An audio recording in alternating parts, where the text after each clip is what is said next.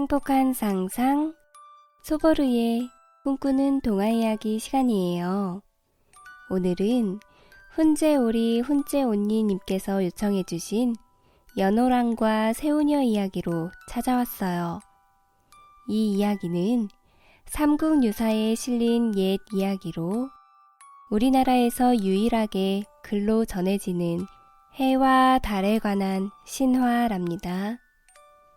동쪽 바닷가 마을에 살고 있던 금실 좋은 연호랑과 새우녀 부부에게 어느 날 갑자기 커다란 위기가 찾아왔다고 하는데요. 과연 어떠한 일들이 이들 앞에 펼쳐지게 될까요? 호기심을 가지고 우리 이들을 만나러 옛 이야기 속으로 떠나보도록 할게요. 제목, 연호랑과 새우녀. 옛날 신라라는 나라의 동쪽 바닷가 마을에는 연호랑과 새우녀 부부가 살고 있었어요. 둘은 바닷가에서 물고기도 잡고 해초를 뜯어 팔며 행복하게 살았지요. 그리고 새우녀의 배 짜는 솜씨는 남들과 달라서 비단이 곱고 무척 아름다웠어요. 마을 사람들은 연호랑과 새우녀를 보며 금슬 좋은 부부라며 칭찬하고 부러워했죠. 여보, 내 오늘도 일 다녀오리다.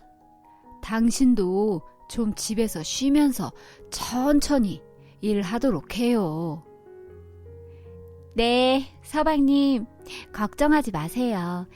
오늘도 조심히 잘 다녀오세요. 연호랑은 그렇게 바구니를 챙겨들고 바닷가로 향했지요. 아, 오늘은 또 뭐가 있으려나?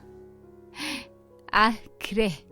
오늘은 아내가 좋아하는 해초를 좀 뜯어가 볼까? 연호랑은 바닷가 바위가 많이 있는 곳으로 갔어요. 바위 이곳저곳에는 해초가 가득 있었지요. 우와, 역시 이곳에 해초가 많이 있구나. 어서 뜯어야지. 자, 자. 그런데 갑자기 먹구름이 들이우더니 바람이 거세지고 파도가 치기 시작했지요.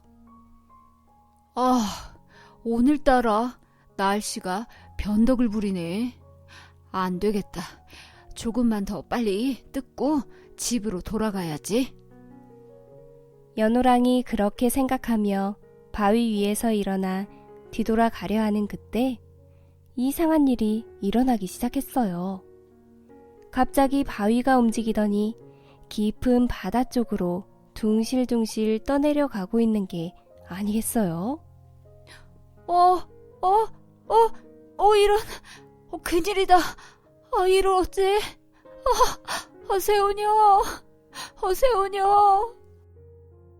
수영을 할 줄 몰랐던 연호랑은 바위를 붙잡고 바다 한가운데를 둥실둥실 떠다녔어요.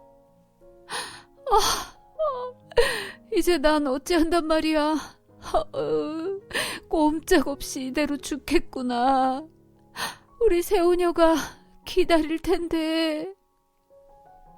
이제 멀리 육지도 사라져서 보이지 않았어요. 며칠 동안 바다를 떠다니던 연호랑은 그만 지쳐 바위 위에 쓰러져 기절하고 말았답니다. 그렇게 얼마나 시간이 흘렀을까? 사람들의 소리가 들리자 연호랑의 눈이 살며시 떠졌어요. 눈을 뜨자 낯선 땅과 처음 보는 사람들이 자기를 쳐다보고 있었지요.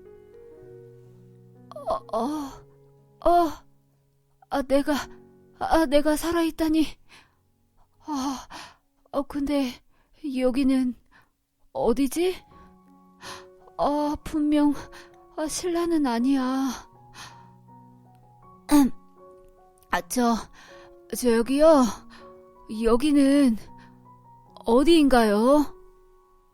사람들이 연호랑에게 말했어요. 일본입니다. 네? 뭐라고요? 연호랑이 놀라하고 있는데 일본 사람들이 연호랑에게 말했어요. 바위를 타고 이곳까지 오다니 당신은 하늘이 우리에게 보내준 사람이 틀림없습니다. 이곳의 왕이 되어주십시오. 그들은 순수하고 착한 사람들처럼 보였어요. 그리고 그 사람들의 말처럼 자기가 이곳까지 온 것이 하늘의 뜻일 수도 있겠다 생각되어 왕이 되기로 했지요. 하지만 하루 이틀 시간이 갈수록 새우녀 걱정에 근심이 떠나진 않았어요. 새우녀, 우리 새우녀는 잘 살고 있을까? 내가 죽은 줄 알고 무척 슬퍼하고 있겠지. 나의 새우녀 너무 보고 싶어. 한편 새우녀는 연호랑이 집으로 돌아오지 않자 바닷가로 나가 연호랑을 찾아보았어요. 그러다 바위 틈에 있는 신발 한 켤레를 발견하였지요. 아니, 이건 연호랑님의 신발이잖아. 새우녀는 연호랑이 바닷가에 빠져 죽었을 거라고 생각하며 바위 위에 앉아 엉엉 울고 있었어요. 그런데 그때 놀라운 일이 일어났어요. 바위가 갑자기 조금씩 움직이더니 점점 먼 바다로 나아가는 게 아니겠어요? 어머나, 얘를 어째? 바위가 움직이다니, 나 몰라. 새우녀는 울며 불며 바위가 멈추길 기도하며 붙들고 있었지요. 한참 후 멀리 낯선 땅이 보이기 시작했어요. 그곳엔 바위를 타고 오는 새우녀를 본 사람들이 몰려 있었지요. 사람들은 연호랑에게 가서 이 소식을 전했어요.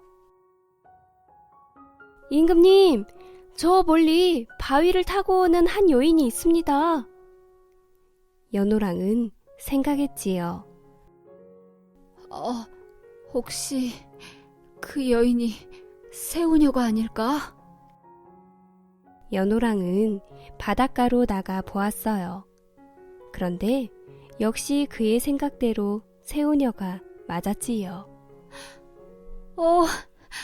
새우녀, 어서 오세요. 나예요, 나 연호랑이에요. 네, 연호랑님이라고요? 정말 나의 연호랑님 맞군요. 살아계셨군요. 둘은 부둥켜 안고 기쁨의 눈물을 흘렸어요. 그리고 그곳에서 새우녀는 왕비가 되었지요. 사람들도 둘을 축복하며 그전보다 더욱 극진히 모셨답니다.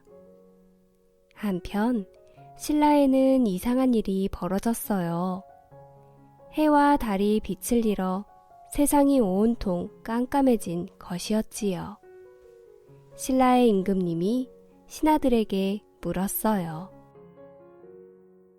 여봐라, 이 도대체 이 무슨 해괴한 일이더냐? 아는 사람이 있으면 어서 말을 해보거라. 하늘을 관측하는 일관이 임금님께 말했어요. 해와 달의 기운이 사라졌기 때문입니다. 아니, 도대체 왜 갑자기 사라진 것인가? 동쪽 바닷가에 살던 부부가 일본으로 가서 왕과 왕비가 되었다 합니다. 그래서 해와 달의 기운이 일본으로 간 듯합니다. 그럼 어서 그들을 데려오너라. 어서. 사신은 일본으로 갔어요. 그리고 연호랑에게 신라의 상황과 임금님의 뜻을 전하였지요. 하지만 연호랑은 신라 임금님의 말을 따를 수 없었어요. 그리고 사신에게 말했지요. 우리가 이곳까지 오게 된 것은 다 하늘의 뜻입니다. 하늘의 뜻을 저버리고 다시 신라로 갈 수는 없습니다. 대신 세우녀가 짠 비단을 드릴 테니 이것을 놓고 하늘의 제사를 지내보십시오. 그렇게 말하며 연호랑은 세우녀가 짠 비단을 사신에게 주었어요. 신라의 임금님은 세우녀의 비단을 놓고 하늘의 정성껏 제사를 지냈어요. 그랬더니 놀라운 일이 일어났어요. 세상에, 다시 하늘이 밝아졌다. 사람들은 기뻐 춤을 추었어요.